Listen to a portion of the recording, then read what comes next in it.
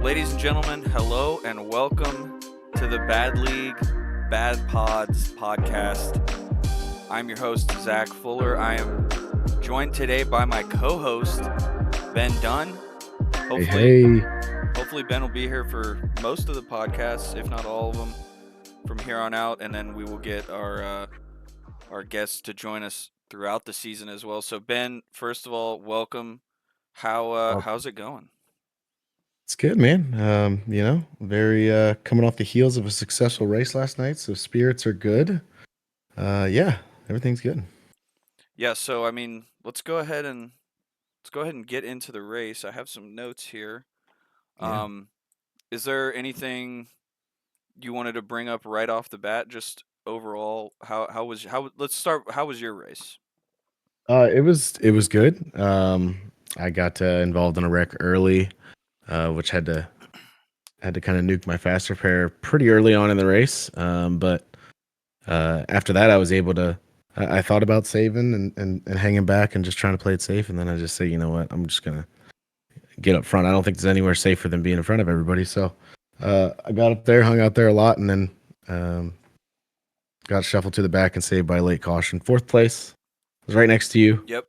You and I heard our own photo finish for for fourth. So Yeah. it was it was a good time, man.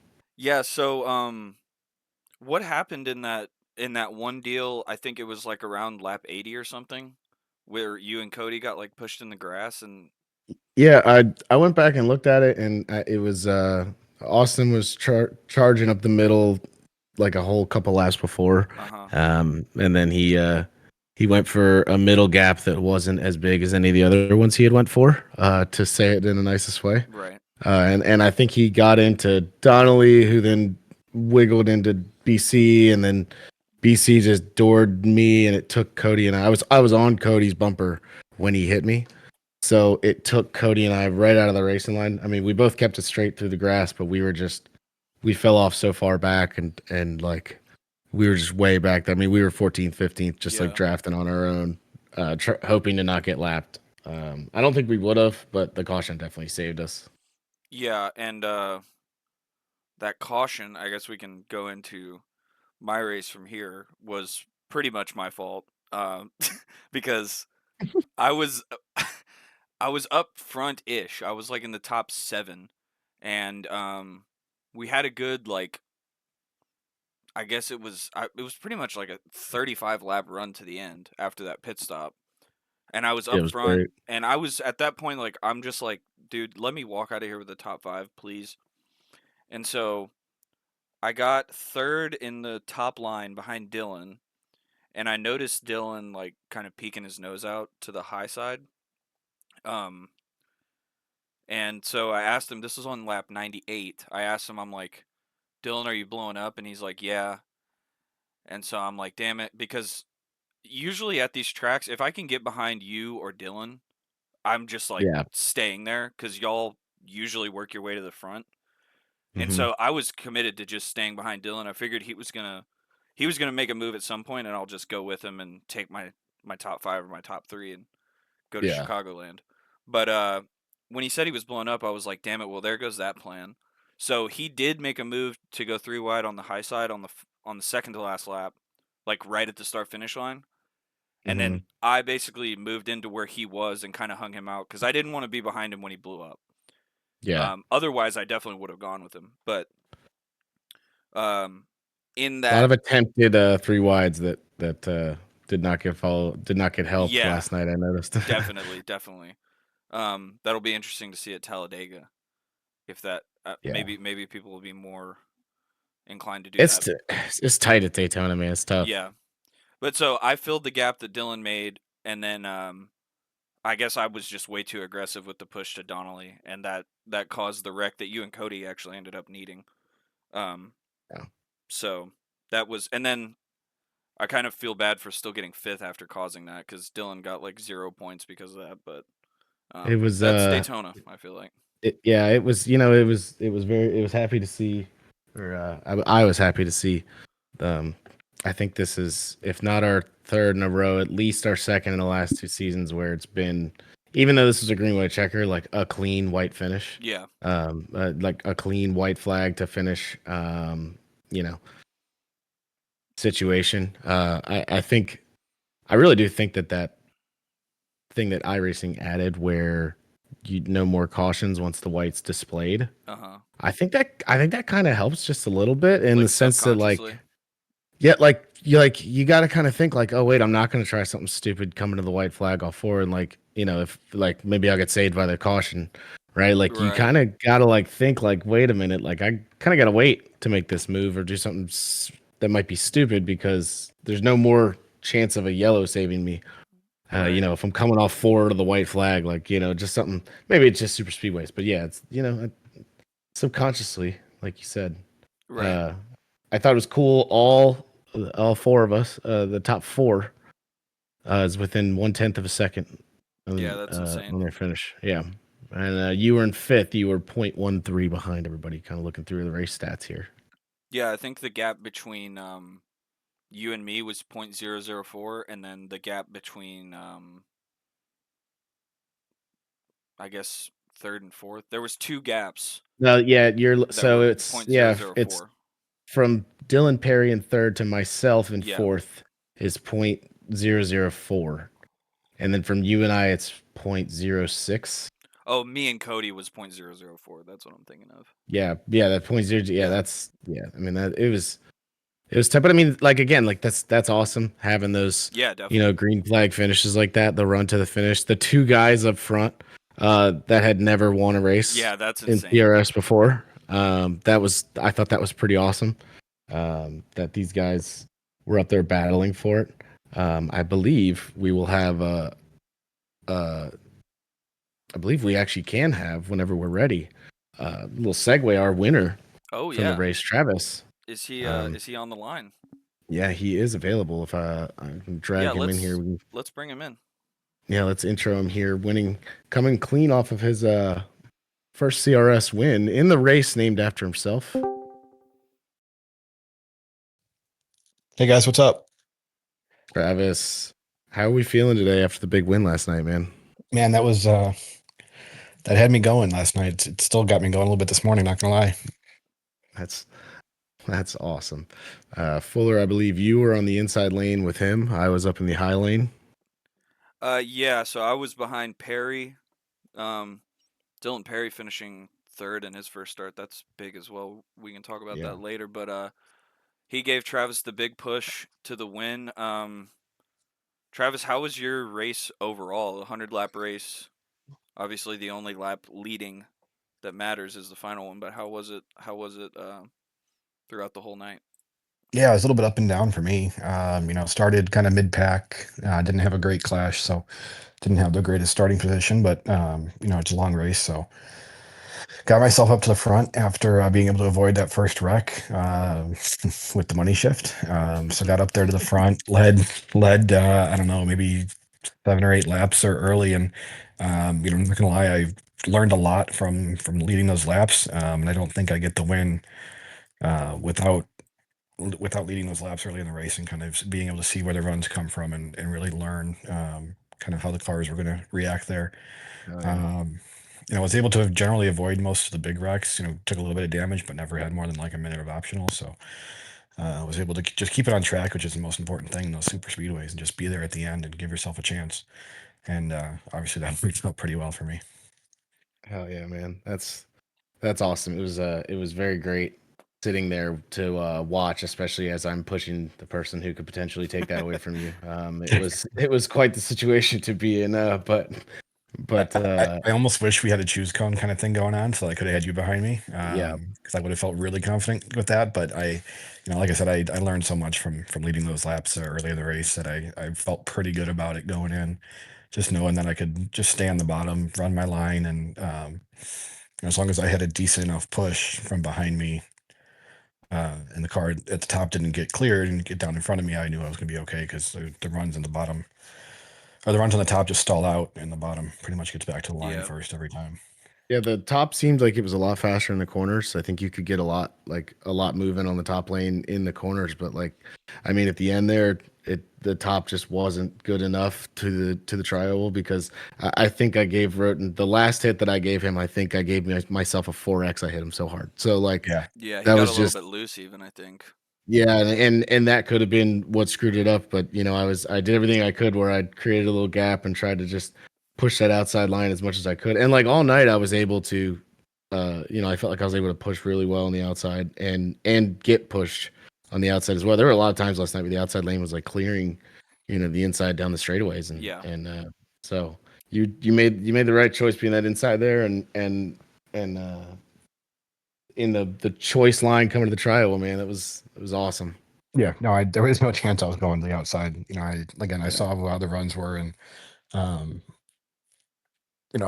I knew who I wanted pushing me, and I made sure that it worked out. And Dylan did a really good job. I thanked him after the race last night because he gave me a couple of really good pushes there, especially right at the end, coming to the line, right past the restart zone. He gave me one Yeah. last little push that was just barely enough, to win it by less than a hundredth of a second. Was it 0.009, I think? So Yeah, 0.009. Looking at it right now. Yep, yeah, so absolutely. that little push, I don't think again, so much goes into it, right? There so many Yep. things could have happened differently that wouldn't have led to a win, but it worked out perfectly for me, and that push was a big deal. So And you led 12 laps, like yep, you said so early on. Which was the second most in the race. Yep. behind You you, know, I think, right? yeah, I Yeah. had double that. I was up front for a lot, just trying to hide from everybody else. You Yeah, I talk think that's about learning where a lot, man. I same thing. I learned a lot of when I was up front. That bottom lane really was just it was awesome last it night. It was was the I place just to felt be. like Yeah, I yeah, felt like the top lane was actually really good, but it depended on who was in it. Like if you had mm-hmm. if you had a 3 or 4 really good pushers and push takers, if you will, Yeah. up in that top lane, it could really get rolling, but you had to be so organized. right. Whereas the bottom, you didn't really need to have guys right on each other, and they would just kind of roll. But And I feel like what scares me about the top is that the bottom line, you're just hugging that yellow line all the way around, right? There is right, no, you're not deviating from that one racing line the whole way around. The top gets a little bit squirrely sometimes where, okay, maybe they're racing, right in the middle, maybe they're closer to the top, maybe they're kind of 2/3 up the yeah, track, so right. it's easy to get unorganized up there, where you're not in a perfect line, pushing each other. So on the bottom, it's, yeah, like you said, it's just so much easier to be organized in the bottom, and it's tough, a little tougher when you're on the top line. no, I like that. That's a good point. That the yellow line doesn't move, but the guy on your inside when you're Right. up top sometimes moves, and Yeah, you want to hug tight on the outside because it gives you the best chance to Sure. side Yeah. draft and gain, but like you're a little nervous too because that person below you. So it's Right. good. It's a good shout there. not to mention also if there's a wreck and you're on the high side, Mm, you really have nowhere to go. Like You have nowhere. Yeah. I made a couple yeah. moves throughout the race where I was on the outside, and I'm like, yeah, I can't be up here because they're fixing a wreck, and I'm gonna just get sandwiched. Yeah. Yeah. Yeah. No doubt. I was definitely more comfortable on the bottom. I got up to the top a couple times, and I'm like, I don't care if I lose 3 or 4 spots right now. It's lap 40, and I don't need to be on the outside and Yeah, get stuck. definitely. So Travis, you got your first win here. I'm assuming you'll pretty much be full time or mostly full time this season. What do you think about the rest of your season? Looking ahead on the schedule a little bit. Yes. Yeah. So excited to be back full time behind the wheel. Took a bit of a, what was it, 2-year hiatus there, retired Yeah. for a little while. Yeah.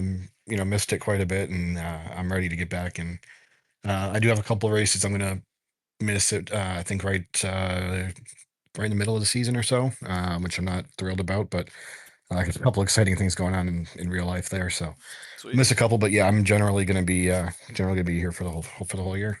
At least you have two shots at a home race, and you're gonna make the first one. So it's Yeah, good. yeah, I'll be there You have next two week for Chicago's. Chicago. Yeah. I'm gonna miss Chicago Street.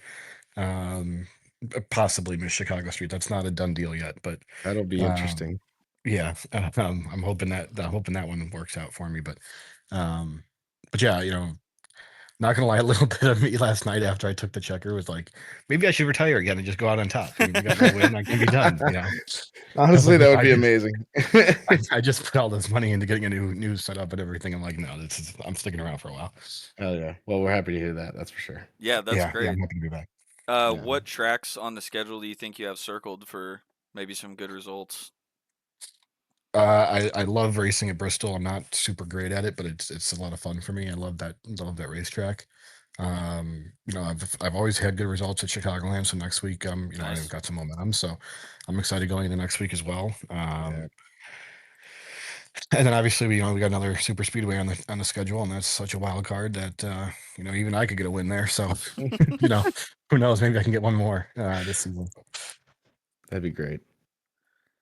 Well, Yeah, cool. no, season 12 looks good, and obviously the league is in a really good place, and couldn't be more excited to be back at the time that it's a perfect time to be back with this group, and we had 22 cars last night, Yeah, which is man. really good stuff. So Exciting. yeah, it's a good spot to be in. Absolutely. Well, cool, man. Well, we appreciate you giving us some of your time this afternoon. Congratulations Yeah, on the win, and hopefully we get you back in here soon talking about some other stuff in the league, or hopefully another win.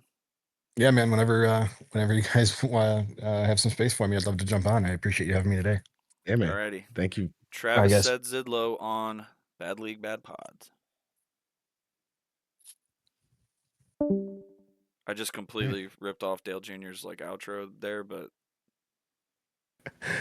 It's all right.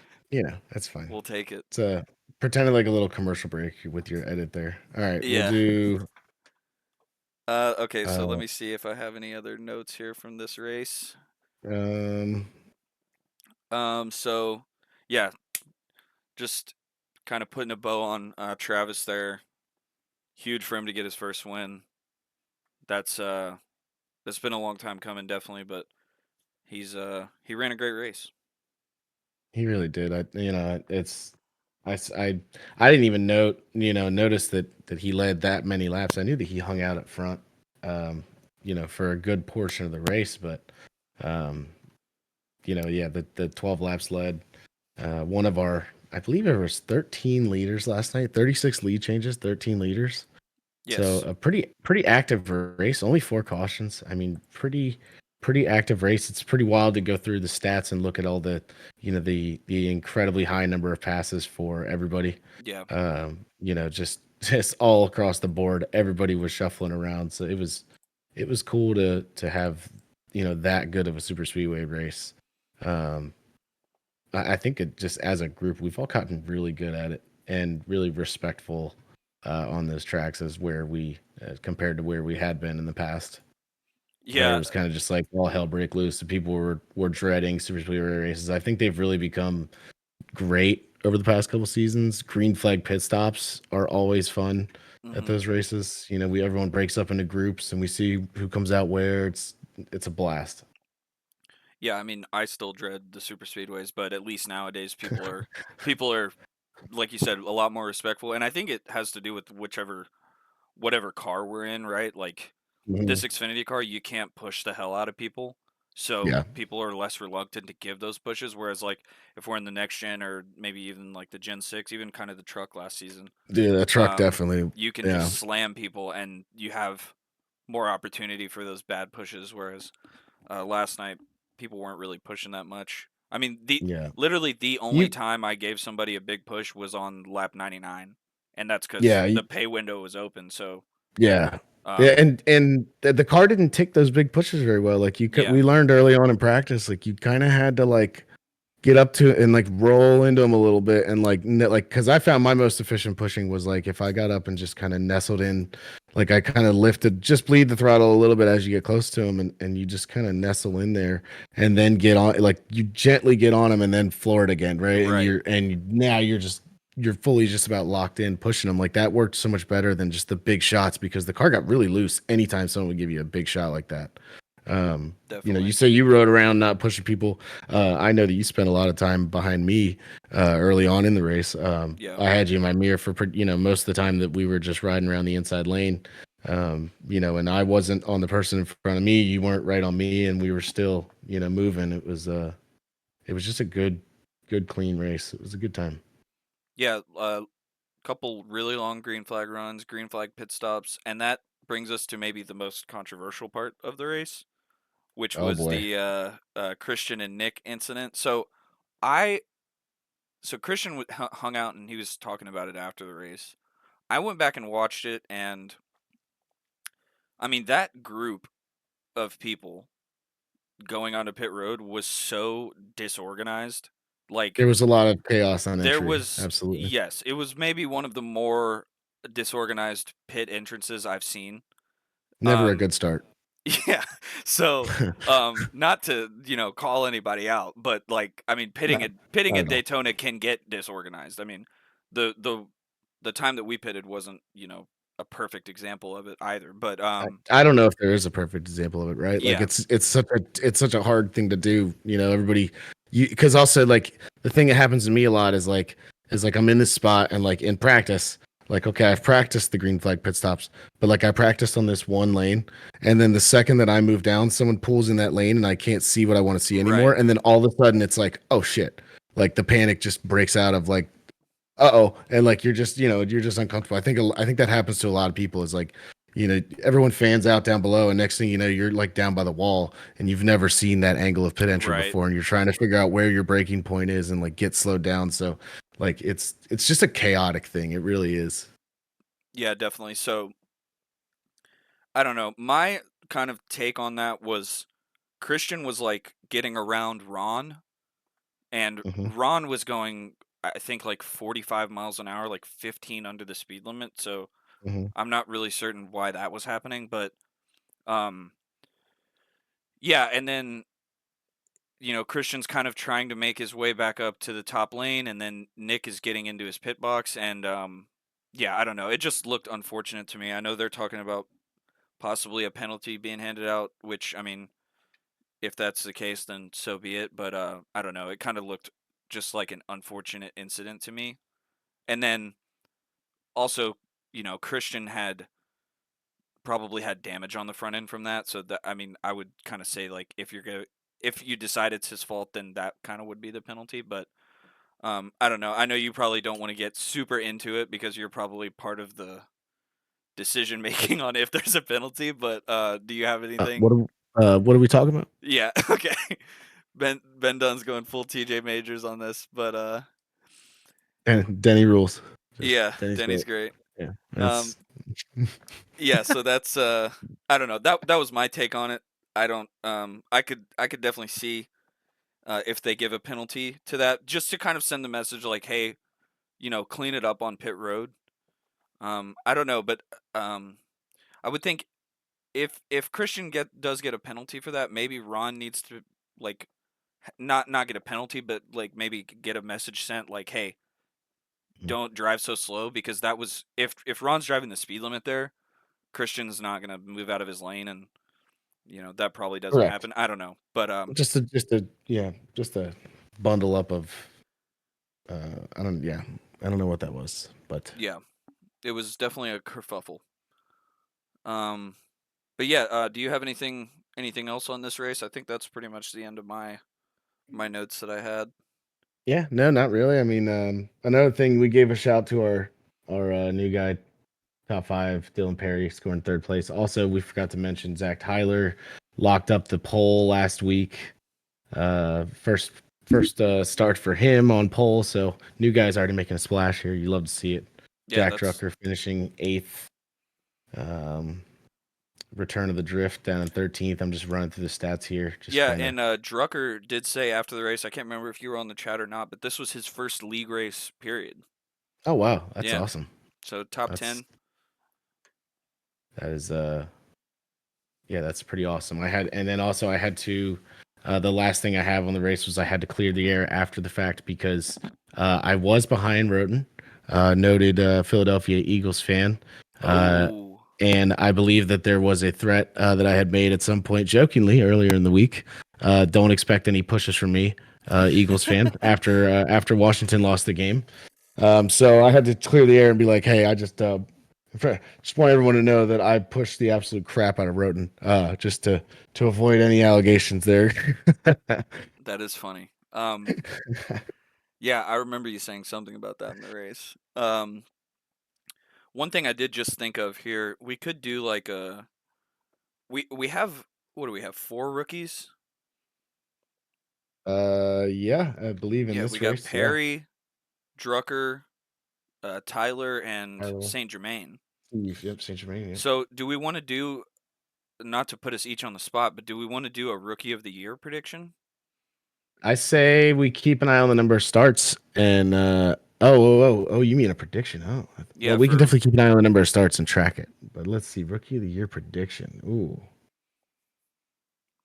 and I we don't know. obviously we haven't seen Saint Germain on a proper oval. We Yeah, haven't might be too seen soon. we haven't seen Tyler on a proper oval. We saw Perry and Drucker Yeah, on at in what was that, some Kansas? recruitment races. Yep, and then at Kansas, I believe. Yep. So just going off of that, my pick for rookie of the year is going to be Drucker Ooh, okay. because I mean he I know he he took raced really well in that yeah recruitment race. he would have won the race had he taken two tires at or four tires at the end of that. He took two, and me and Dylan just kind of blew by him. But he definitely had the pace, to Yeah, win. yeah, that was a good time. That was a good. Yeah, I wanted to kind of pick races that were further away from where we are now, so it's not like we're doing Kansas in a recruitment and then Kansas like 2 weeks later. So, right. you want to just give our quick little personal thoughts on a Chicagoland preview, and then we'll get into some real racing. Okay, yeah. What do you think coming up this week? I'll let you go first. Chicagoland. Yeah, Chicagoland. So let me pull up the race from last I'll season. Yeah, 126 laps is what we're looking at there. Total for 189 miles. I believe it is going to be a nice sunny um, day. If it's not sunny, it's still just going to be somewhere in the 60s and clear or a little overcasty.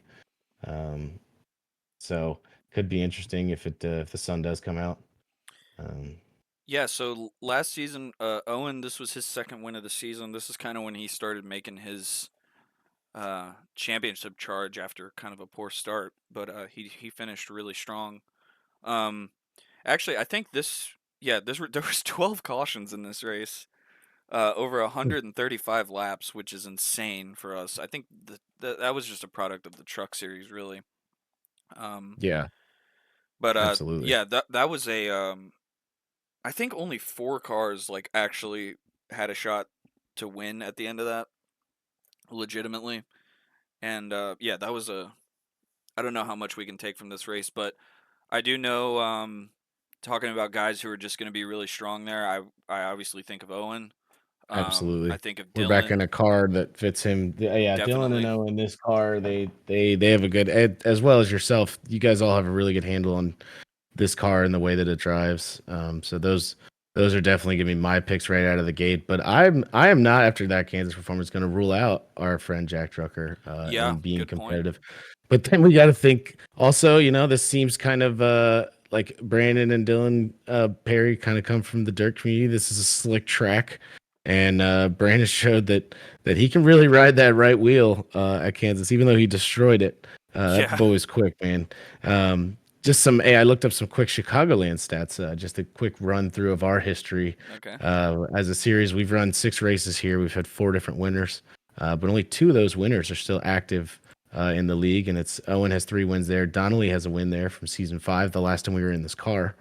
Um, Oh, Noted. Well, one of the last times. Actually, I believe that was our first season in this car. But regardless, um, a total of uh, a total of 27 cautions. But like you had just mentioned about our truck race there, 12 of those cautions yeah. came Wow.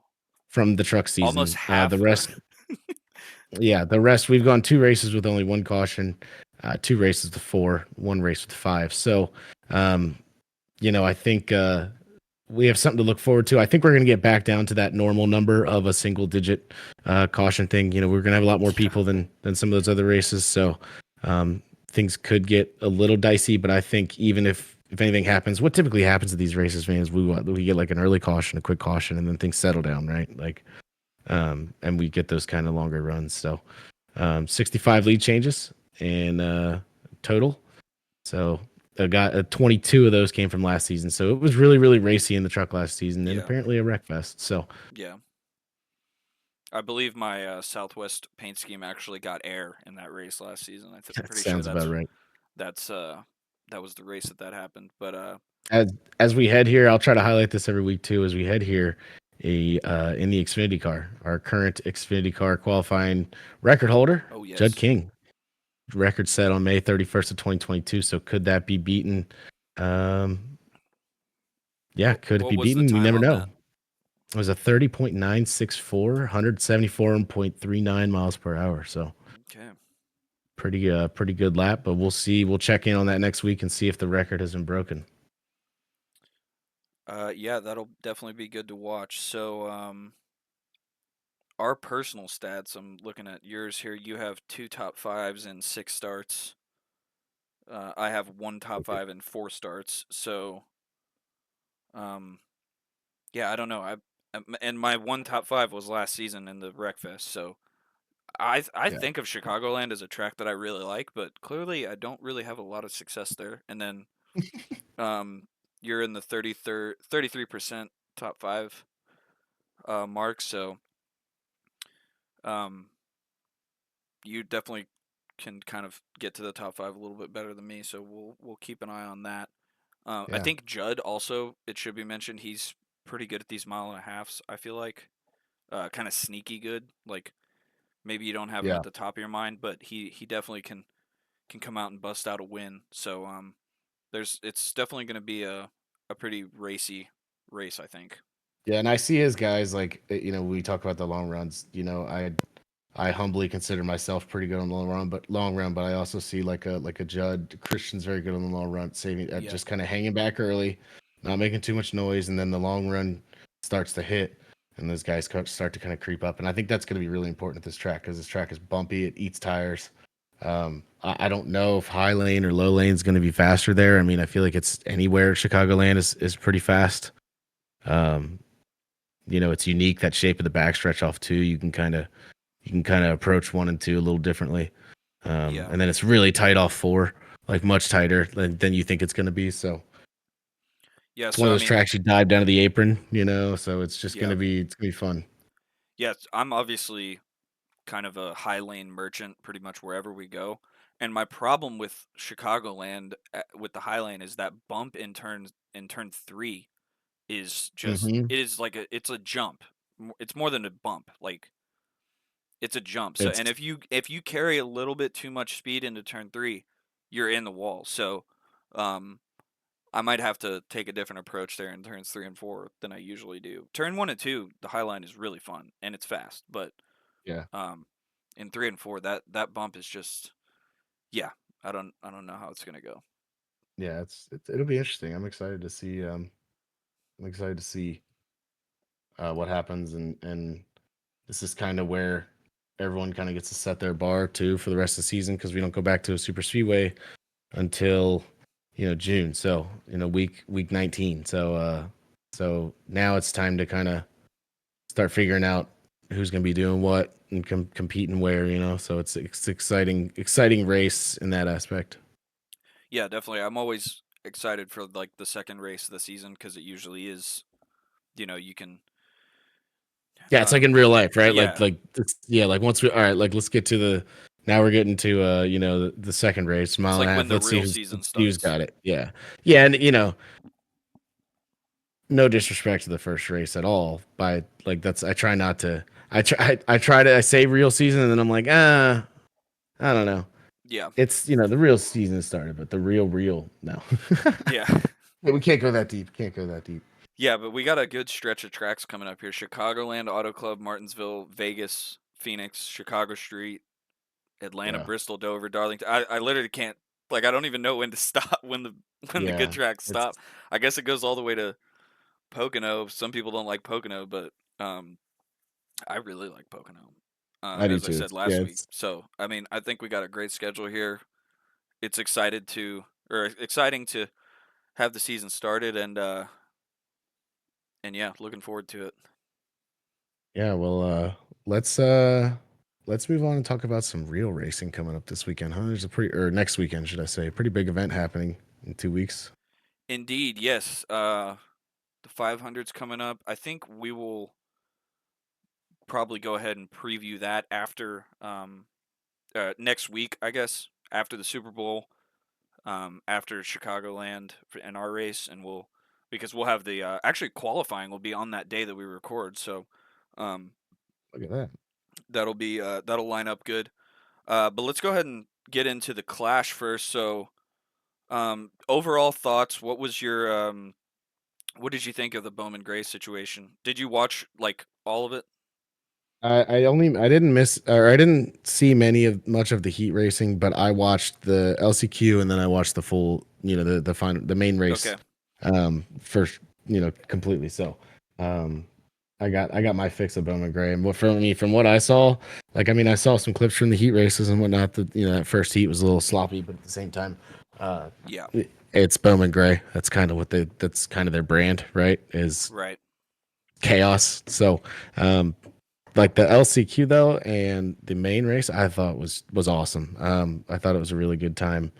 Um, I really like this decision to go back there and to not just to bring the race to like a short track locally in North Carolina, like the roots, but also like the fact that they went there and the safer barriers are in now, and they made like some improvements to a lot of the places there, and so like they really kind of went in and fixed this place up and left it better than when they got there. Hmm. And my theory is like your clashes going forwards, like do that to other tracks, right? Like go to some of the other short track grassroots tracks that are still doing, racing every weekend, and you know, kind of keep that show going. But overall, back like the race itself, awesome. I thought it was a blast. Yeah. I thought it was really cool. I thought once those guys started getting the tires worn out, like it was pretty cool.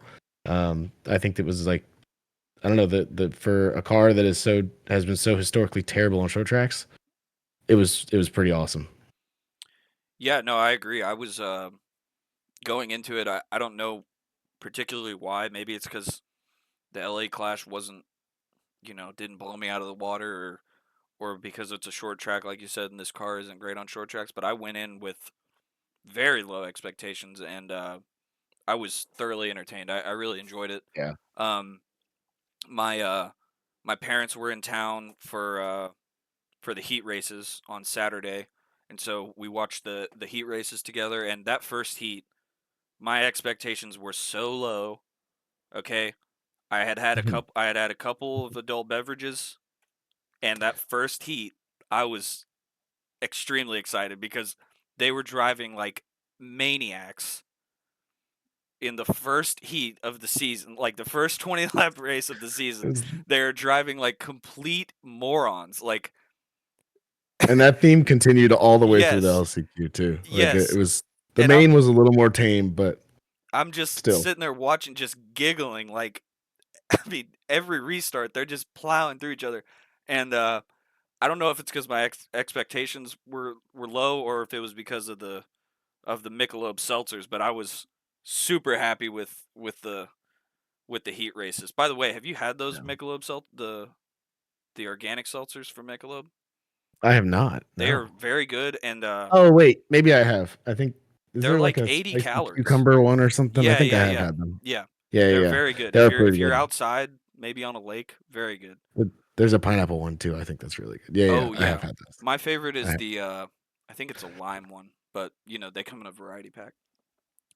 Yeah, um, welcome to Bad League Bad Pods alcohol talk. yeah. We're just trying to get sponsors already. That's all we're Yeah, doing. Michelob, hit us up. But Yeah. I will switch from Coors Light if we get paid for it. But Mm, um, yeah. So the heat races were great. LCQ was awesome. And then so a lot of people were complaining about the main event kind of not having the you know aggressiveness that the LCQ had, and I don't know. I'm okay with it. Yeah, it's that's the format. Like the It's form. 200 laps. Yes, the Like, form. There's no reason to knock someone out of the way for eighth in the main event. Like, what do you yeah, expect? Do you really expect that? Like, yeah. in the main event, you have 200 laps. You're going to manage your race a little bit, and that's just how it is in short track racing with the heats and LCQ in the main format, or even like I don't know. I watch Supercross, every week on Saturday night, and the heat races and the LCQ are always much more aggressive for those fourth and fifth place spots Yeah. because that it's your entire night is on the line. Whereas in the main event, obviously every point matters, but if you're in sixth and the guy in fifth is, not really in your championship battle or whatever, you're just, why would you risk your entire night Yeah. for And I one mean, spot? like, look, it may have taken like a little bit for them to get racy, but I mean, then there was that part in the race where like Denny and Chase are just battling nonstop for what felt like 10 laps, and you got third place just sitting there waiting, trying to push their way into it, and the Yep. two guys up front aren't giving an inch. Like, I mean, it got really racy for a while there. It just early on, I think it's just a matter of these guys. Um, you know, they're not gonna push it that hard that early because they don't need to. You'll get your spots when you can here and there, but you're not gonna force the issue that early on. Um, Also, like, I mean, at a place like that, do you really want to go out and create bad blood with someone like 10 Yeah. laps into the race? Do you Yeah. really want to have like, do you really want to spend 190 laps with thinking about like, this guy owes me one, like, he Yeah. can get me back at any point. Whereas, like, if you just go out there and just keep it calm, save your, aggressive racing until a little later. And I think that's what a lot of them did, which, yeah, I didn't have a problem with it. Yeah. What were your thoughts on the length of the feature race? I know some people were saying it was too long. Do you think they should shorten it, or are you good with 200 laps for that? I I was okay with it. I mean, I think I don't really have too much of a feeling on it. I think I would be fine with it if it was 150 or 200. Like, but I mean, either way, it's going to be a good show there, right? You're just going to get to that part where people start getting the clock's running out. You're just going to get there a little sooner. I thought like the length of the event and everything was fine. I didn't I didn't have too much of a problem with anything of it. Yeah, I liked the race distance, 200 laps. My one critique with the distance was I thought the heat races could have been like 50 laps instead of 25, but um, that was just because I was watching with my family and it was kind of over Yeah. quickly, and I kind of wanted more racing. But also, that's What kind of was the LCQ? Like 50 laps, I think. what was it? The LCQ was I don't. 75. Oh wow. Okay. Yeah, Yeah. and So that was I perfect. see what you Like mean. that Yeah, was that was good. absolutely perfect. And they, boy, they didn't hesitate to though. They weren't waiting for shit in that race. Yeah, and the whole conversation around shorter races is really annoying to me because I feel like maybe I'm in the minority at this point in time, but I like the longer races. I like, I love a 3 or 4 hour race. I like Yeah, just giving my whole day to the race. And a lot of these races, I I agree find with you. myself being like, man, I kind of want some more like the Texas race, right? They used to do two 500-mile races, and now it's one Yeah, 400-mile race. Like, I'm gonna go to that race, and it's over yeah. kind of quicker than I want it to be. Like, I don't For know. me too. Like the 400, like I feel like 400 is like the minimum anyway for any of those like mile and a half races. So Yeah, like just like I mean, what are we gonna? They're already. It's already kind of there. I think it's a good number. Like yeah, I'm with you. I don't.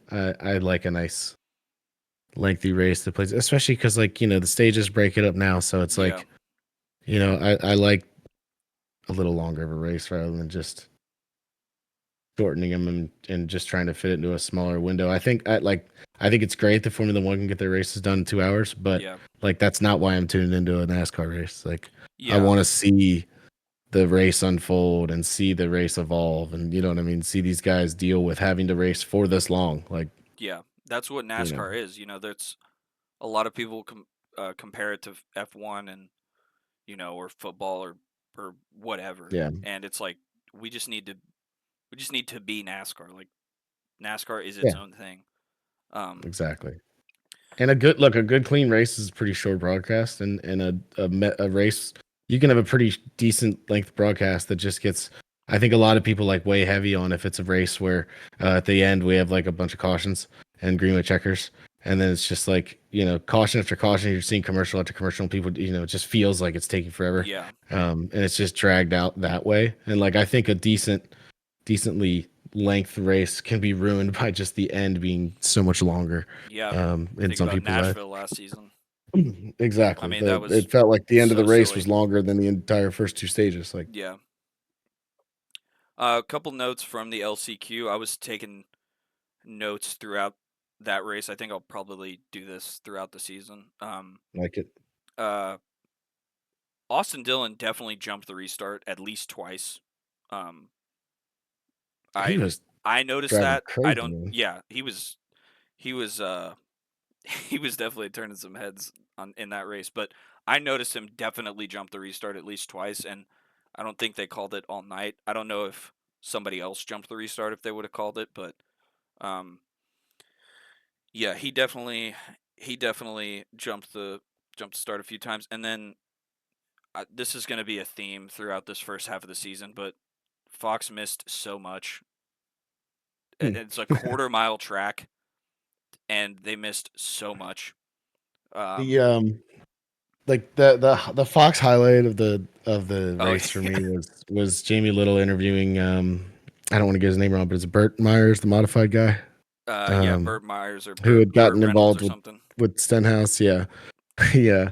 She's interviewing him, and it's like, I mean, it's verbatim. He's just like, yeah, I don't 100% know what happened. I haven't seen the replay. And she's like, oh, Jamie Little's like, well, here it is. Yeah, And they cut to the replay, and it's just the worst angle that you could ever see. It's like looking down the speedway, and like if they were the only two cars on the track, it would probably still not be a great angle. But there were like 16 cars in between where this incident happened, and the camera angle that they decided to go with, and like immediately they end it, and there's just this like second of awkward silence, and and the guy's just like, yeah, I couldn't really see anything from there, and then yeah, they're just like, that's it, like, and then they're just like, well, thanks, Bert, like, appreciate it, and like that's the interview, and it was just like, yeah. it was great, like it And was, then, so did you see the like angles from the crowd on I Twitter? actually did finally see the angle of the accident, yes. Yeah, and so we can get into this right now on that incident because that was probably one of the more contentious points in the race, just from a storyline standpoint, because the fans were all flipping Ricky off, which was hilarious. But that was definitely like he definitely cleared himself, right? Like, Yeah, I yeah. mean, I know Ricky moved him in the previous corner, so he was probably trying to like send a message, and it hit the wrong part of the left rear, and he went spinning. But yeah, I didn't think Ricky did anything wrong for once No, no, no. on that one. It just looked like a very exaggerated like situation that we saw all night, where a guy would just try to fill that inside lane going into the corner, Uh huh. and the person behind him would just not be would be like, no, dude, like, and just like, give him a little shove. Like, I think he went for that move just a little early. I think if he waits an extra second, he could get in there and fill that gap, and like Ricky might just hit him in the back again. Yeah. But like that wreck's not going to happen. But the way he just kind of like cut across, and um Well, and then slid all the way around and smacked the wall. I've seen that video of just the people sitting like front row. That's wild. yeah, I mean, what a cool venue. But that I felt like that move was like a modified move. Like Oh, for sure. if you're in modifieds there, Ricky's like gonna have a bent, right front, and maybe he actually spins. Like Yeah, if Bert hits him on like the what do they call it, like the Nerf bar. with the chunky tire. Yeah. So um yeah, that was definitely interesting. And then another note here on Fox was I don't know if you noticed in the early part of the LCQ, the race had 76 laps on the scoreboard. Like Yeah, it changed from 75 to 76, and then later in the race it was back to 75. So I saw a couple people on just Twitter, including myself, like asking Bob, like, why is the race 76 laps now? Like, did they add a lap? Why did they do that? And then they yeah. went I back to did not 75. even So notice just that. more sloppiness. I mean, the Clash Hig lights on YouTube. Make sure you guys go Oh my check that god. video out. Yeah, the Hig lights. I think they actually You went know, back and changed it, but I hope so. yeah, just Jeez. just so sloppy. So sloppy. Yeah, You have to be it sucks better. to see, like, because NBC does such a great job. They take it Yeah. so seriously. Like, some people can be annoyed with the broadcast or the amount of people they have talking. Like, I've heard the complaints, and and I used to share some of them, but over the years, NBC I think has really cleaned it up. Oh yeah, they As far just as complaints from me, I don't really have too much. You know, as soon as they got rid of Rick Allen, the complaints on NBC completely stopped for me. Like they and I'm not, biased on NBC or Fox. Like I don't care. I just want a good yeah, broadcast. And yeah, same here. if Fox does a good job, like I will I will give them props for it, but it's just so those moments are so few and far between. Like you you end up with a lot more complaints over the Fox Yeah. broadcast. I, I will say I think Harvick did a good job. You know, Yeah. obviously I'm a little biased towards him, but I mean, as far as No, he was broadcasting, great. I He's think great. yeah, I think he did a good job like ending last year. I think he's good here now. Like I think him and Clint kind of add a good little bit of youth to the booth. So Jamie Mack hanging around can never complain about him because he's great on the microphone. So um, like I think going forward, hopefully, at least the booth thing in Fox has gotten a lot better. It was they hit a little rough patch there. Where it was kind of they were having those like Yeah. rotating guests, and it was just kind of like it just kind of felt like we don't really know what we're doing. Like we not like we don't know what we're gonna do as far as this booth goes going Yeah. forward. So at least they've got some consistency there, which is nice to have back at Fox. And obviously you can't complain about Mike Joy. Yeah, He's he's a great. legend. Yeah. He's a legend, and I did notice a couple times in the clash he made a couple mistakes on like when Suarez spun somebody out, he called him Van Gisbergen, and Yeah. Yeah. like the mistakes that Mike Joy makes, I feel like I said this last night in the voice chat. I don't know if you were on or not, but I have so much more tolerance for the mistakes from Mike Joy compared to like the Rick Allen mistakes. Yeah. And I don't Yeah. know really why that is, but the mistakes Mike Joy makes remind me of like the Murray Walker mistakes like in F1. Like those Yeah. mistakes were it was like it was fun, it's like, "Oh, Yeah. that's just Murray." Like that's And Mike Joy, like and he's to going to cut go back Mike and correct himself. Yeah, to cut Mike a break too is that's a big thing too, right? He always goes Yeah. back and fixes. But to cut him a break too, Suarez and Van Gisbergen both having blue Yeah. cards with lime green numbers on it with the Yeah. same exact number font, 99 and 88. I get it. Like Yeah, that's sure, a for sure. that's one of those mistakes too where you're like, oh, like I thought that was Van Yeah. Gisbergen too, like until I realized it was Suarez when I saw the replay. So like, whatever, who cares? Yeah. Couple more notes from LCQ. Mike Joy did say at one point the safer barriers at Wilkesboro. I don't know if you caught this. Those were from Auto Club.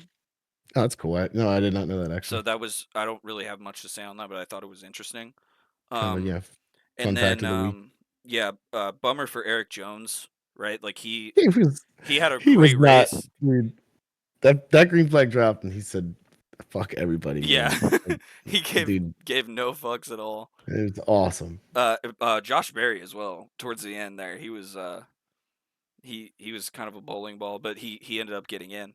I Um, just kept feeling like he was gonna get up there, man. Like, I mean, if there's yeah, anyone that I trust on those kinds of tracks, like, it's for Josh Berry the most, like because like he's just so good at that stuff, the short track yeah, racing, definitely. and that was right up his alley. And I mean, it makes sense that the cream always rises. And if I compare, obviously Larson got to the front there. And then if I look at the rest of the field, the guys who were battling for that second spot were probably the best guys on short tracks Yeah, and not necessarily having to be. Another thing cool was like you didn't necessarily have to be in like the greatest car, right? Like you just yeah, if good short track racer, you had some speed. Like those guys were driving.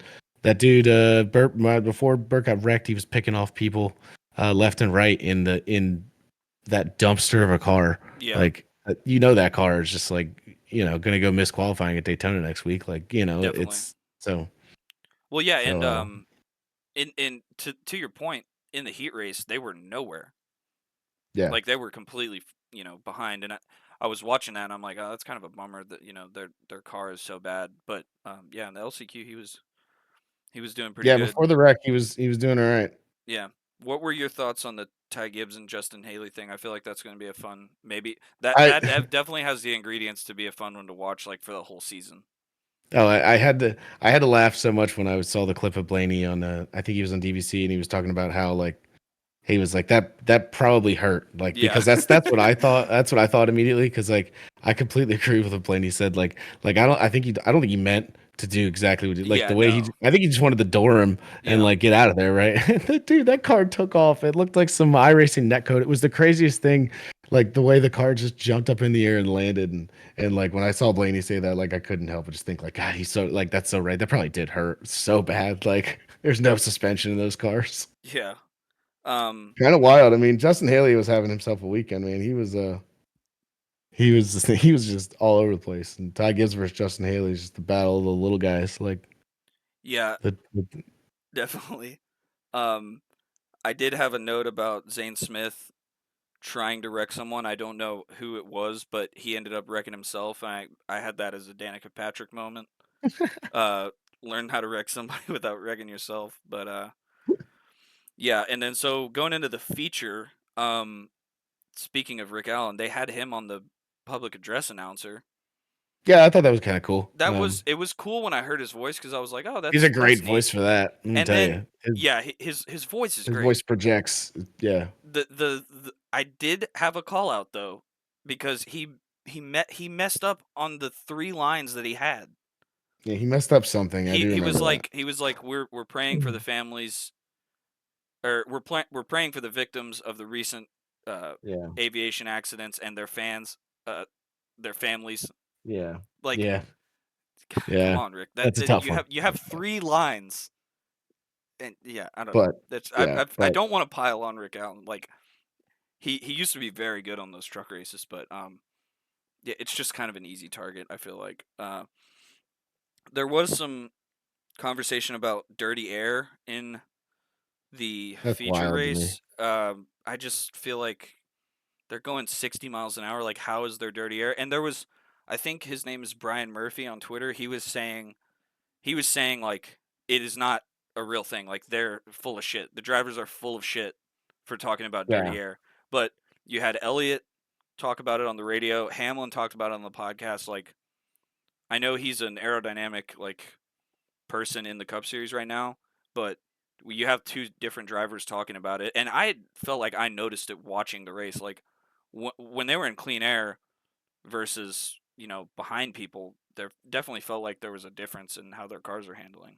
my guess is it's got to be something like I don't know enough about air or like these cars aerodynamics to like to actually know like me sitting here. I'm like, there's no way. I'm with you, dude. Like, there's no way that dirty air can happen at that speed. But I guess if I had to guess, it would probably be like something to do with the with like that diffuser on the Yeah, back, maybe.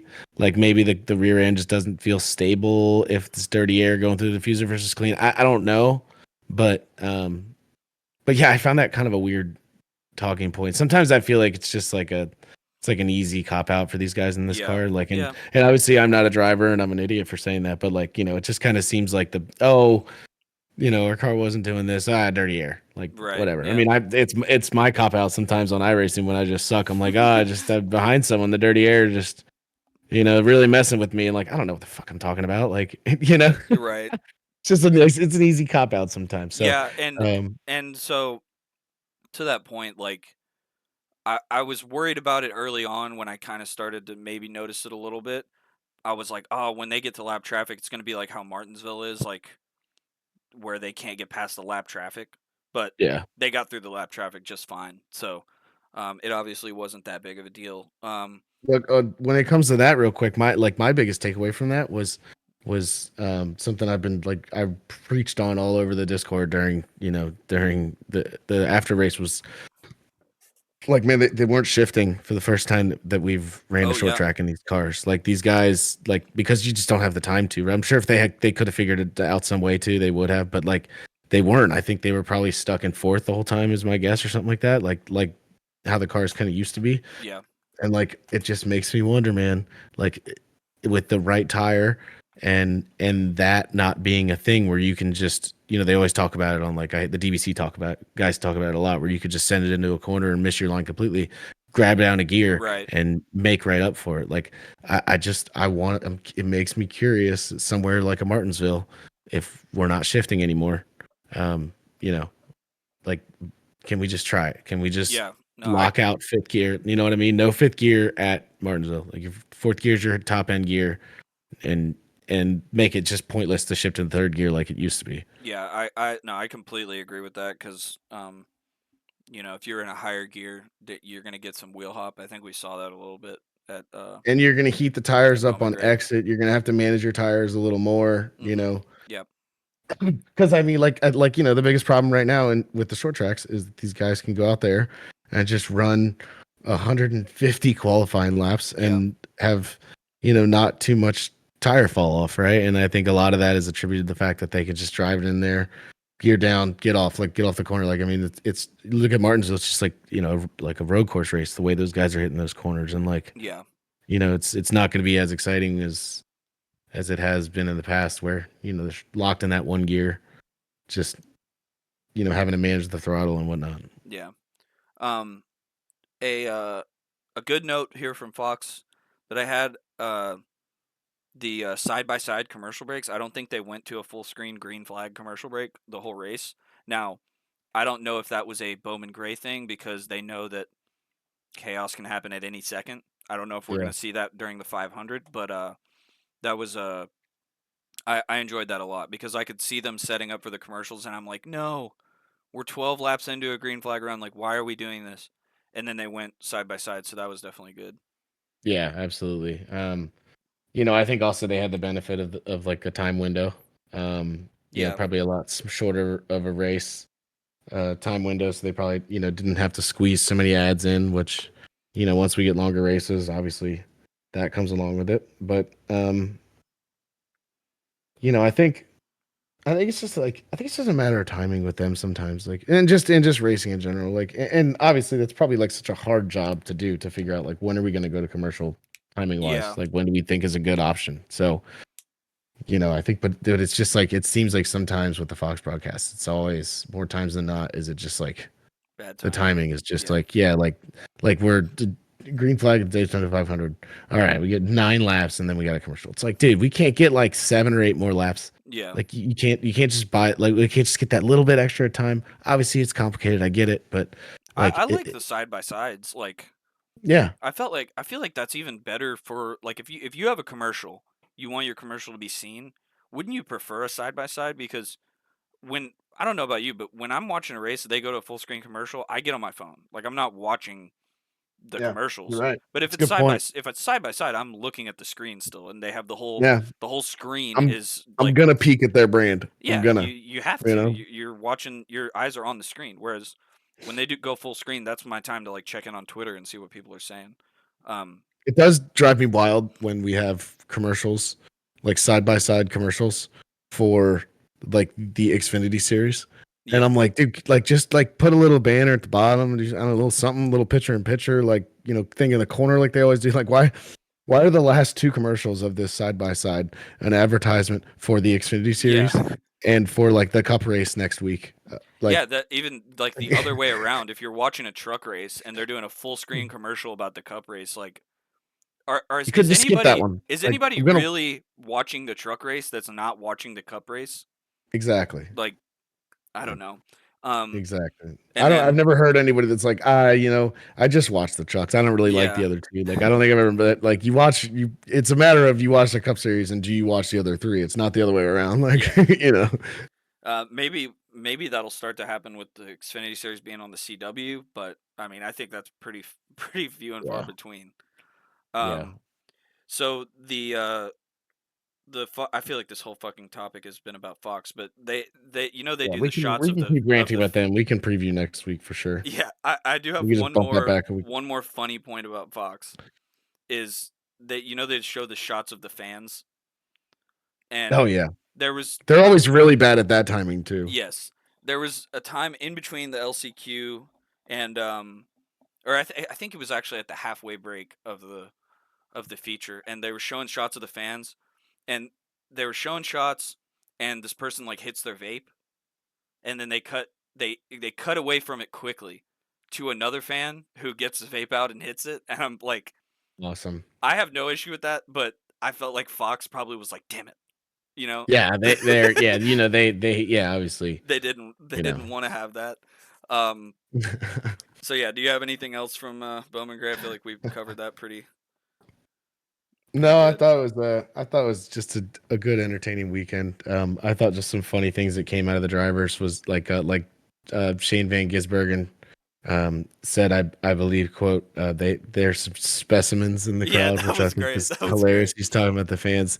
There's that thing that I don't know if you saw it on Twitter, but like there's a picture of this guy just leaning up and flicking off Yeah, Bubba's riding by. Bubba retweets it and is like, more fingers and teeth on that cat or something hilarious. like that. Like it's just it was just it was hilarious. And I do, on that note, I wanted to go back to one more Fox thing.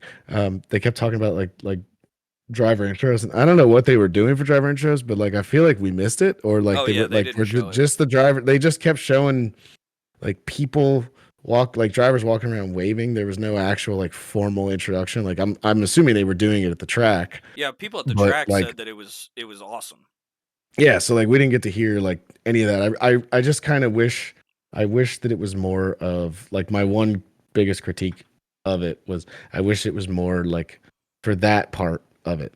Give us like the feeling that we're there. Like cut to the mics there, like with the crowd. Like you couldn't hear the crowd in the background during driver introductions, which is what you want to hear. Couldn't And hear the like crowd at all throughout the like entire just event, which is like cut another out the issue. booth, dude. Yeah, cut out the booth, man. Like let's just hear the PA. Let's hear the stadium PA. Like broadcast Yeah. that and let us hear driver announces that way. Give us that feeling that we're kind of there, right? Like rather than just listening to the booth try to fill time while stuff happens at the track. So Yeah, and I think they were talking about this on the Dale Jr. download. Like usually driver intros are, you know, you can kind of you can have them or not, like in a broadcast. Like it's not super exciting. Um, yeah, which is I thought about this in a comparison to like baseball, right? And maybe the NBA still, but for the All-Star game in baseball or opening day in baseball or playoff games, they do you know they announce the lineup and you see the players run out on the field, and that's a part of the broadcast. They don't do it yeah, for a meaningless game like in April, the Guardians versus the Tigers or something in April on a yeah, Wednesday. They yeah, don't do the whole intros, but on the All-Star game and playoffs, they do it. So I feel like for the Clash, for the All-Star race, um, maybe for the playoff races, you could introduce the playoff guys. Like yeah. Or at we least don't at need it each, like for. at the 16, at the 12, at the 8, and at the Yes, 4. Like right, the even if it's just opening. that one of the races. Yeah, Right. Um, I think there's a healthy balance, but um, at the Clash, like how it was where they're doing a whole production with the lights and everything, like I do feel like if yeah. we You want to if we see experience that, that, right? Like yeah, definitely, Yeah, we're hyping up how much, they changed the lights and the seating and how packed it was. Like, let me experience that a little more. Like, definitely, the shots above with the sold out stadium are cool and all, but like, let me hear the crowd that's there. Like, I mean, sure, they probably were like, everybody's just screaming the F word all over the place at this place. So maybe that's a reason for it. They're like, this crowd is rowdy and insane. But at that I find that a little hard to believe that it was to the point where we can't just get like a generic crowd noise on there, yeah. something during intros. If there's one Um, place you want to put the viewer in the stadium, it would be Bowman Gray. I feel exactly. I think yeah, exactly. A little like if more we're at immersive. Kansas, I don't need to see Yeah, the like driver intros, but yeah, um, yeah, cool. So that was Bowman Gray. I know we're definitely going a little bit long here, but we had a yeah. a We few can. They races to said talk about, and then we still have playoff predictions. So you're not even at work today, right? So you're not no, trying to no. get I'm anywhere. good. Okay, cool. So let's go. Um, let's go into our playoff predictions. You wanna? I don't know. How should we do this? Should we? How about you say yours Okay, like slowly down the list, and I'll mark on mine whether I have them or not, and we can okay. see what we agree with There and you go. don't agree with. All right, I'll run through mine. So the way that I kind of did mine was that, like for me, I have like a spots 1 through 13 is kind of like a points or win guys, basically. I think these guys are going to point their way in, or in the case of one guy, get a win somewhere and get himself Right. in for sure. And then my 14 through 16 spots are kind of, I think, going to be a toss up like last year. How, Yeah. coming to the end of the season, it was Busher, Bubba, Chastain, Bowman all fighting for that last spot. I think we're Yeah. going to have something very similar again this year because I don't see the number of winners going down. I still think we're going to have a lot of different winners and Okay. just like in years past. So I do see that happening. But I see those winners generally coming from the guys who are starting to point themselves in Sure. more. So, my predictions. So this is in no order based on what I think Right. the points will be. Just a matter of names in order of who came to my mind first when I was trying to think of who's going to make the That's playoffs. kind of how I did mine as well. So I've got Larson, Hamlin, Byron, Okay, I got Blaney. those. Okay, Blaney, Logano, Chris Busher, Tyler Reddick, Chase Elliott, Christopher Bell, Brad Keselowski, Kyle Busch, and then the last two guys, I think Bubba and SVG. I think SVG is going to get that road course, one of those road course wins. I mean, it's hard to count him out to get one of the six now. So I like his chances for sure. Yeah, definitely. So then my 14 through 16 guys, I think are going to be determined. Again, I think I've got it separated by points and guys who would be like a random winner. So like for points battle, I think it's going to be like a Briscoe, Cindric, Chastain, Bowman, Ty Gibbs. Um, kind of those guys down there, and then I think your random winners again, like a Suarez or Austin Dillon, Josh Berry, like those kind of guys, right? So, Okay. so I think any of those guys could really finish those last two spots. I'm pretty confident in this top 13. Maybe, obviously I've got Kyle and Bubba in there who didn't make it last year, but I think they're going to kind of rebound. Yeah. I think Kyle will hopefully put last year behind him and have a better season. And I think Bubba was already pretty close, just a couple bad luck races and situations away from pointing himself Yeah, in I agree. last year. So yeah. So what do you got down at the bottom there? Because obviously it sounds like we agree pretty much towards the top Yeah, for the so most part. I But have all of Hendrick, all of Gibbs. mhm. Did you have Bell? Bell and Elliott? I do have Bell. Yep. Okay. Yep. Yeah, And and Elliott. then Reddick, obviously, I have Reddick and Wallace. Hmm. I have Blaney. You had Blaney. I do have Blaney. Yep. Yeah. So I yeah, Larson, Elliott, Byron, Bowman, Hamlin, Bell, Briscoe, Reddick, Chastain, Bush, Blaney, Busher, Bubba, Ty Gibbs, Shane Van Gisbergen, and then I have Noah Gregson as my 16th. hmm, Um, think a little one off win there or something. yeah, I think so. I think I don't know. I have a very odd feeling because he's in the front row car, right? They're very good on super speedways. Like Yeah. he could win Sure. one of these first two at Daytona or Atlanta. I really Yeah. think that because he's good at those tracks in the Xfinity Series. I feel like so. You're foreshadowing one of my surprises later there too. So Okay, love it. yeah. Yeah. So yeah, I have It, all of Hendrick, all of Gibbs, Reddick and Wallace from 2311. I have Busher, not Keselowski, ooh, Van Gisbergen and Chastain, and then only one Penske car. I don't know if you picked up on that. I only have Blaney, wow. No, I did not pick which up on is that. that's foreshadowing one of mine later on. But Wow. yeah. So and then obviously, like you said, Van Gisbergen. I think he'll bust off one or two with all I the like road his courses. chances. Yeah. Definitely. And I really hope he does make it. Because I think he's improving on the ovals as well. I think he's pretty underrated on the ovals. Like obviously he's coming into it completely green, but he's a super smart driver in general. And I think like you and I were talking about road courses versus ovals last week on text, and Yeah. it's just I think guys who can figure it out can figure it out. So yeah, I I think think he's he sneaky good season possibly. He could. yeah, definitely. He really could. Yeah, I'm with you on that. I think I think this car fits him even better than the Xfinity car does. So I think Definitely. on the ovals he's gonna be like a lot more comfortable. Um, So I'm sorry, did you have Bowman in as well? Bowman was one of my guys who I have fighting for one of the last two spots or Okay, and two or three points. spots. So I do think so. I have like the guys I have are a lot of the what I would call the quote unquote fourth car of the team. So like Briscoe, Ed Gibbs, I guess I have Briscoe and Ty Gibbs, but those guys are kind of Ty Gibbs was fighting for points last year. Yeah. I do think he has a chance to get a win this year, but um, I don't know about Briscoe going into that situation. The 19 was a bit messy last year. New situation for him, new team, a little bit of pressure. I don't know that he's going to go out and show results like almost Really? immediately, which might leave him fighting for some points. Yeah, I don't know. I don't know. Yeah, so I know that he that's was a fantastic last year at Darlington and okay throughout the year in the 14, but nothing really special. So I don't know how. I'll be interested to see how it transfers over. I'm hoping he does well, but I don't know.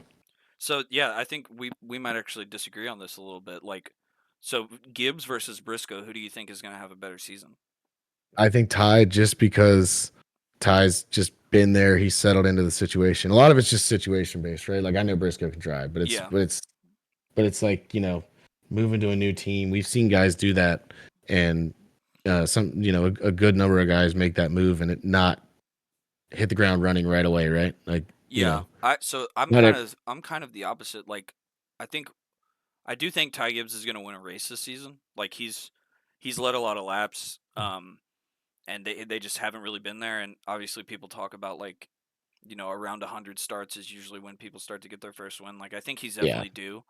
Um, but I think Briscoe's going to have a really good season. Like I think some of the struggles with the 19 last season were kind of based on Truex not being super involved in the team. Obviously, yeah. like that's kind of well documented. Um, he's a great driver, but he's a very nonchalant dude. Like he's just gonna kind of show up and drive and um on You're kind of replacing Truex with a dude who's like the same. To be honest, they're kind of similar. Like a Briscoe kind of like young Truexy, yeah, a little bit, but I do think he'll be more not current involved. actually. I think he'll Yeah, be more involved in the team and like it's absolutely. kind of been documented. Like he's in a lot of communication with James Small and like I Yeah, think he really wants to do well, which I don't know. I think with that group, like I with think all he the has the resources ability to they do well for have, sure. yeah, I think he's gonna have a really good season. Um, I like it. so that's our 16. So let's go into our. Do we want to do championship prediction now, or save that to the end? We'll save that. We could just do our random one. Just do a one person way too early. Who do you think's gonna win the championship? Go. Christopher Bell. Same. Yeah, nice. That's I don't know why, but I don't know. It's Well, the he's made the playoffs. Final Four the last 2 seasons, and I mean he's The playoffs are just so better good. for him now with the new schedule. Like he has Yeah, tracks in there that are just good. That like there's a with the new schedule of tracks. I think there's just a path paved for Christopher Bell to the Final Four for definitely. as long as that schedule's in place, and then he's good at Phoenix. So Yeah, like Gateway's in the playoffs now, right? So he yeah, definitely had the best car there last season until they had that's the how Austin Cindric moves on, man. Let's go. yeah until they had the engine issue. He definitely should have won that race. And then Blaney should have won it, and then Cindric, Yeah. he was there to capitalize. Which is, I mean, he ran a great race that day, but that was kind of his best race of the season. I feel It's like. so weird how he's like it's weird. It's the most random track for like that's his best track. Yeah, Like coming out of the Xfinity series, I was never like, oh man, Austin Cindric, watch out for him at Gateway. I don't think yeah, anyone ever said that, but he's like really good there, and it's like it's weird because like it's not one of those tracks where you're like, oh well, maybe it's like because he does road course racing, like and it's like kind of like I don't know, like it's just weird. He's just randomly good there, and I love it. It's a you random dude, you and random Austin track. It's Cindric, perfect, you and dude. Austin It's Cindric my guy, dude. randomly busting off wins at Gateway. You're right. I forgot that. Yeah, I you do won have the that to my name. season Don't I? season 8, I think. Surprisingly comfortable at Gateway. Yeah. Yeah, That was that's you versus me at Gateway. I remember. you're right. You're Um. right. Anyway, so yeah, let's do. So we each have So Christopher Bell. That's fun. Um. biggest surprise next here, good and bad. Yeah, let's do it. My good You go first. surprise. My good surprise is Kyle Busch wins a race. That would be a good surprise. I think. I hope he does it in 2 weeks. To be honest, Yeah, that'd be great, dude. especially after Daytona last year. Like Yeah. we know he can pack race in these cars pretty well. Like I'd love to see him do it. It'd be a 20 years of trying, 20 years of trust for frustration type moment where like finally Kyle Busch after the most frustrating season of his Yeah. of his life and not getting close at that track ever finally does it. Like I think that would be a cool moment. I think I don't. I struggled with this one because like on one hand, it's like, would you be surprised if Kyle Busch wins one race? But based on their performance last season, like, yeah, kind of. Mm-hmm. But I think Yeah. it's a popular, like, if you asked a lot of people what their good surprise is, maybe they would pick this because they really want it to happen. Yeah, Um, absolutely. like myself as well. So, yeah, that's my good surprise. What's yours? Mine, I think front row shows some serious gains as one of the top four teams now. I believe they're now what second behind RFK or they're like on level with RFK, right Yeah, behind Penske probably. as far as like their resources. So like I think they're gonna show some big gains as a Ford team. I think Gillen and Gregson are gonna have maybe the best seasons of their careers. Yeah. I do think Gregson's gonna um, kind of do well in that car versus what he had at Stewart Haas. I think it's gonna be a little bit better of a situation. Um, I think he's basically gonna get like the best Stewart Haas car. It's what he's basically probably still driving, right? Right. So, but I think just overall, front row as a team is they showed up a lot last year and grew a lot. And like Todd Gilliland quietly just ran a lot of really good races for that team Definitely. last year. And we all know what McDowell did, but Gilliland also coming on. So like the two cars there leading the way. I think that'll be a lot of fun. And I think Zane Smith has a chance to have a much better season than we've seen from him. To start. So Yeah, he um, was in a real shit box last year, wasn't he? yeah, I have on here also Gillen and Gregson contending for wins at non super speedway races. So like we might see them at a mile and a half, I think, or something like that. Just That would having be great. speed, having the speed to contend. I think it would be awesome That would to see definitely either be a one of great those guys story. pulled off. Do you have either one of them in the playoffs I believe I had Gillen being one of those. Like I have on the Gillen bubble? and Gregson being one of those guys who's like just a random one-off winner, like a random week they have a great race and just win it. Like kind of like a Cindric last year or something like that, Yeah. where or a Suarez at Atlanta, like one of those just like moments where it's like, oh wow, like they just had a good week, right? Like, Yeah. what's Okay. your bad? I was gonna say, you want me to go first, the bad, or Yeah, you want to you go go first? first on the bad. All right, so my bad, biggest surprise. I don't know why.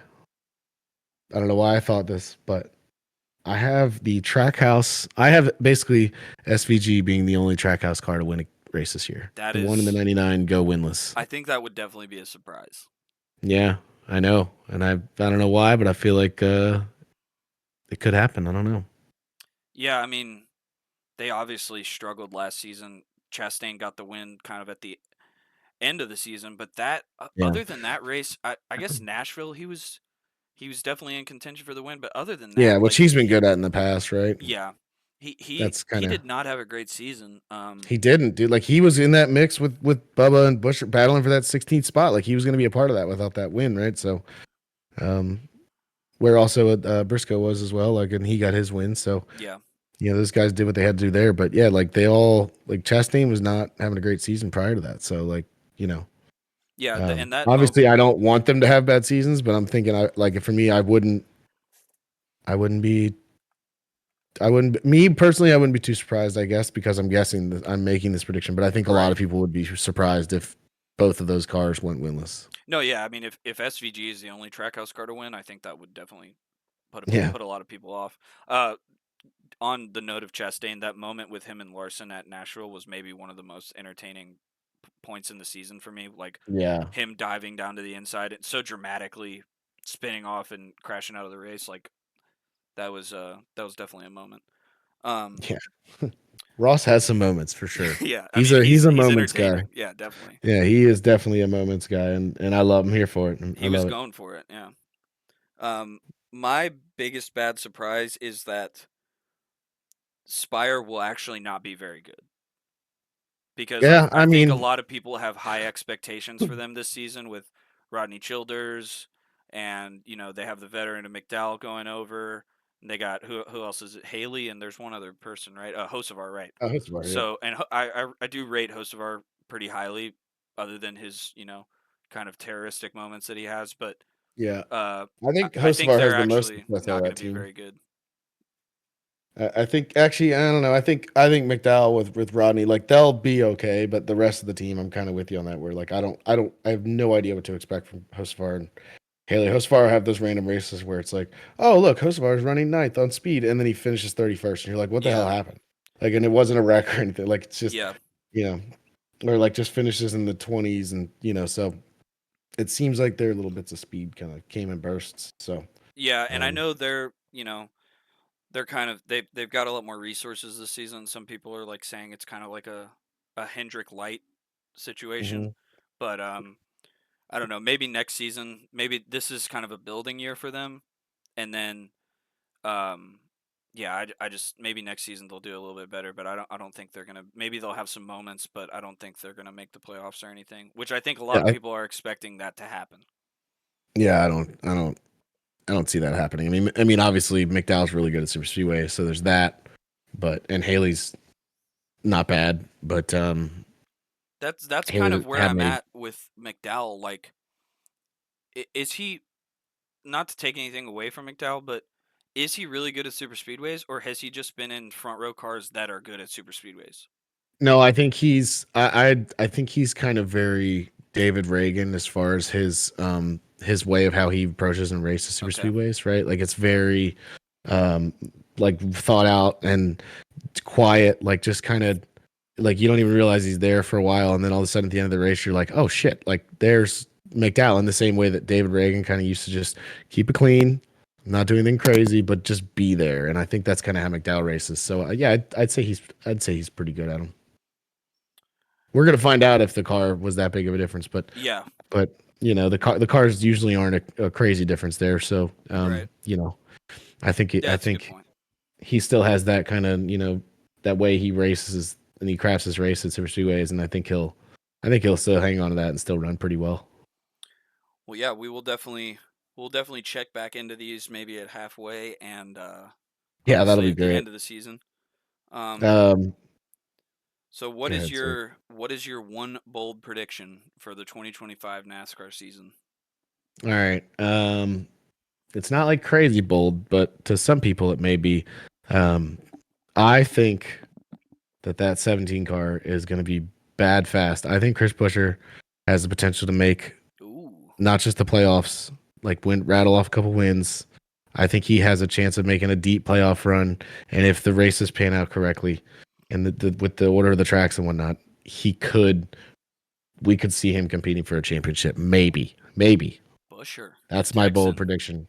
I think he's going to have an awesome season. I think RFK has just shown so much speed, and I think even Brad would have no problem being like, "That's my guy. That's our number one. Like that's Oh our best yeah, driver." Like you know what I mean? Like it, and that I think the 17 is just going to be fast, man. I think he's going to be good.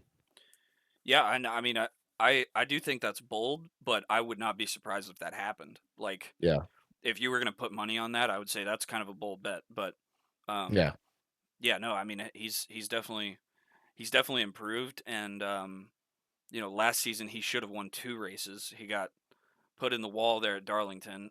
Um, hmm I think Reddick probably had the best car, but Busher had the track position, and had he not been put in the wall, I think he holds him off.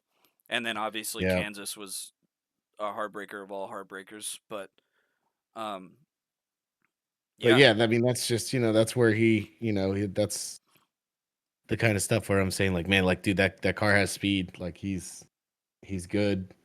It's kind of he's kind of separated himself, I think, from the rest of his team as far as like he's a clear number one there for me.